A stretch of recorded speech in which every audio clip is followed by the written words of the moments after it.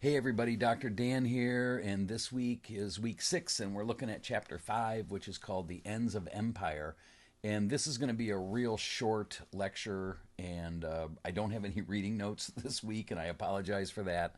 I've been a little overwhelmed, so I'll get back on schedule next week. But there'll be a few notes, and I'll go through some stuff with you. So we have a quiz this week, and if you manage to watch the whole video, I'll get through the quiz questions as well, and we'll be good to go. And I guess one of the reasons I'm not paying more attention to this is this is sort of a holding pattern type chapter. And by that I mean, the big thing we're running up to is the American Revolution, which is the next chapter, and the last two chapters. So this week, chapter 5, we're really learning about the events that led to the American Revolution. And by events, I mean the imposition of different taxes, like the tea tax and Sugar Act and Tea Act and all of that stuff. So those are events, and then we're also going to learn a little bit about the Stamp Act in this chapter, which is one of the biggies.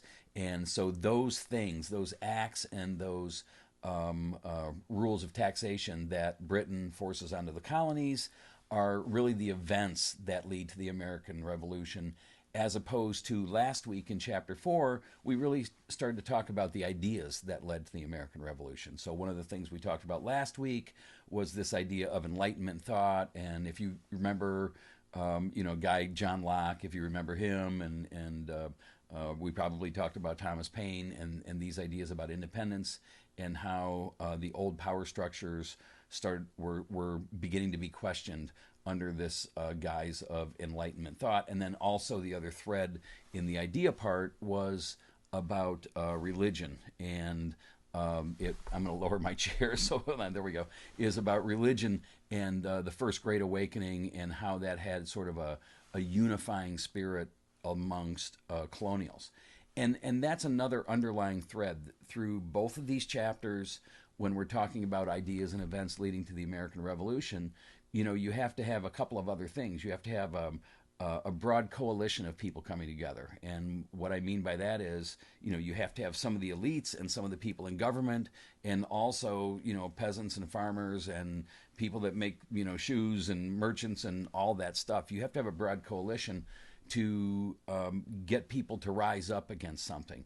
And so that's sort of what's happening in these two chapters. And I think they do a good job of explaining how ideas about taxation without representation and about representation and virtual representation. I think the book does a good job of explaining these things. And what you should be thinking is basically, in my real crude farm language, is that a whole bunch of stuff that was happening and the colonials weren't happy about it. So they were being taxed. They weren't being represented. They couldn't vote. There were all these other rules. So that's kind of what's going on. And so the biggies in this chapter, really, the 7 Years' War. You should know what that is. It's also known as the French and Indian War. And the reason it's important, and that happened in 1750. And the reason it's important is because as a result of the 7 Years' War, two things happened. One thing is that the French were driven off of, out of North America. So the French were no longer a threat to the English, and the French were, often around this area and around Michigan and Detroit and, along the Mississippi. So when the French left after the Treaty of Paris, which was a result of the 7 Years' War, then the Brits basically had control of the entire rest of the country until, and the Louisiana Purchase we haven't covered yet, but that'll be coming up soon. But in any case, the French were gone, the Spanish were gone out of Florida, and that's why the 7 Years' War. That's one of the reasons it's a big deal. But the other reason it's a big deal is because the war cost Britain a ton of money, and now that they had all this war debt, they decided, British Parliament decided that the colonists should pay for the war because it protected them. And so that's kind of the decision that turned everything around. And Parliament then said, if the colonists are going to pay for this war, then we're going to do it through taxing them. And now you read about the Stamp Act and sugar and tea and all these other things, all those things were ways to raise money for the crown to pay off war debt. So that's sort of the big overarching theory with this. Here's so a couple of things you should know as you go through, and I'm looking at the quiz right now. So if you are following along this far and take notes, you're good to go. So the chapter makes a big deal out of the Stamp Act. So you should know why that is, and a couple of possibilities are that in the past the colonials there was self taxation. They came up with a plan to tax themselves. The Stamp Act was controversial because it was imposed upon them by Parliament, and Parliament didn't have any idea what was going on in the colonies. So that's why the Stamp Act was controversial. We spoke about broad coalitions earlier, and one of the things I want to add,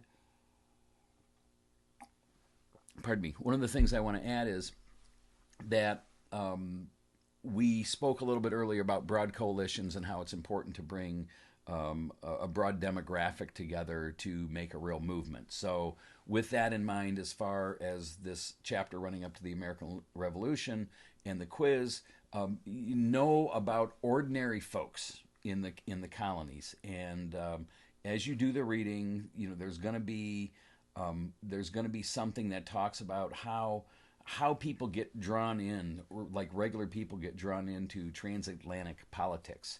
In other words, how do you get people, on the street, and the workers, the working class, like you and me, how do we get those people involved in politics and turn them against Parliament when they don't know anything about it in the first place? So think about that.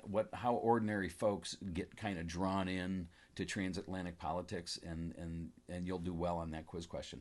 Know what virtual representation is, and what it is or what it was, and that was the form or the theory of representation that Parliament operated under. So you need to know what that is for the quiz. Know what the result of the 7 Years' War was. We talked about some of those things earlier in this lecture.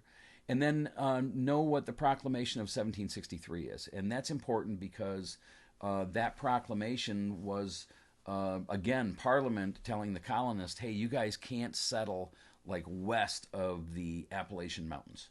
And that infuriated the colonists who, already were past the Appalachian Mountains, speculators and landowners who wanted to buy land to the west. That was a big problem with people, 1763.